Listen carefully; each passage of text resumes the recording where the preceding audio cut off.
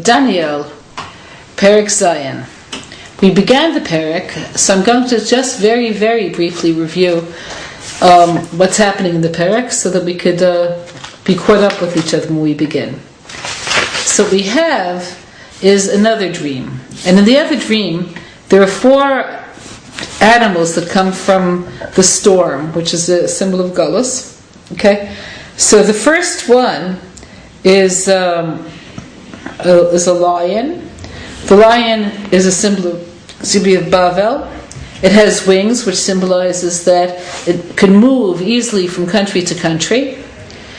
And the wings begin to shed its feathers, symbolizing that at the end of the Babylonian kingdom, its power will diminish. And so finally its legs, the legs of the first animal, are like human legs. And its heart is like a human heart, meaning they lose all of their ferocity towards the end. So that's the first animal. The second animal that he sees it looks like a bear. And he sees one side of it, and it has 3 branches in its mouth, and it's eating a lot of meat. So this is the second of the exiles, which is Persia. He only sees one side, like a profile of it, because Persia and Mede ended up blending. So the face of the dual empire was Persia, but its other side was Media. Okay, so it's like a bear consuming flesh, a Baltaiva. Okay, so the whole nature of Persia was physical indulgence. And what he sees at the very end of it is that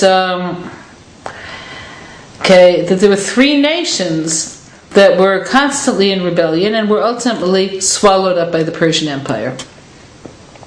Next animal, he sees a namer. A namer is either a tiger or a leopard.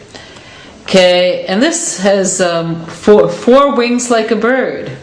So this leopard is, of course, the Greeks, Alexander the Greek, the 4 empires that are the offshoots of the Greek kingdom that emerged after his death. North, west, south, and east. Each one was its own kingdom. And he sees that it has 4 heads, which again, 4 great empires that all were united into that which was Greece. And after he sees at that same night a 4th animal. And the 4th animal was completely different than the others. It was almost undescribable. It wasn't compared to any other animal that there is. And what he sees is that this 4th animal, this ferocious animal, is something that's extremely powerful. It has 2 traits. One is Dechila. Dechila means that awesome. That means that the wisdom of this empire was awesome. And the other is Takifa Yeteva, okay, which means that V'amtani Ema, that means actual capacity and strength that was overwhelming. So this indescribably strong and brilliant animal has teeth of iron. Okay, so and it says on the teeth of iron, with the teeth of iron, it grounds everything in front of it. So what this is telling you is that Rome takes in every empire that it encounters, every country that it encounters, grinds it to nothing, destroys its culture, and makes it part of Rome, which we indeed see has happened. Okay, it has 10 horns. So what these 10 horns represent, whether they represent the 12 great kings of Rome who are well known for the bravery and fortitude, or alternatively, as Rashi says, the 10 kings of Rome who were until Titus, who destroyed the temple. So there are 10 horns. And there's one very small horn. And this one small horn is able to push away 3 horns. Who is this one horn?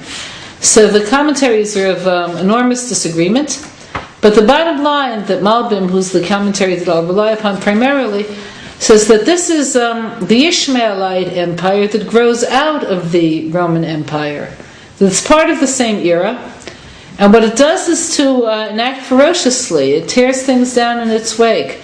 So this, he says, is a reference to the three schools of thought within Islam, all of which have to, by force of the sword, conform to a very rigorous and orthodox Sunni backdrop. So an example of that would be the Druze, who have their own faith, who have been constantly persecuted by the Arabs.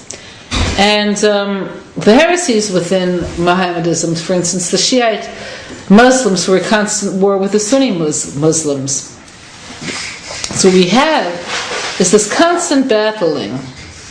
Now he brings another possibility that the small horn doesn't necessarily have to describe Ishmael, but it might describe the rise of Christianity that totally knocked over all of the pagan nature of Rome. Or didn't. It all depends on how you look at Christianity, but that's another story. And he sees that this animal crushes things and destroys them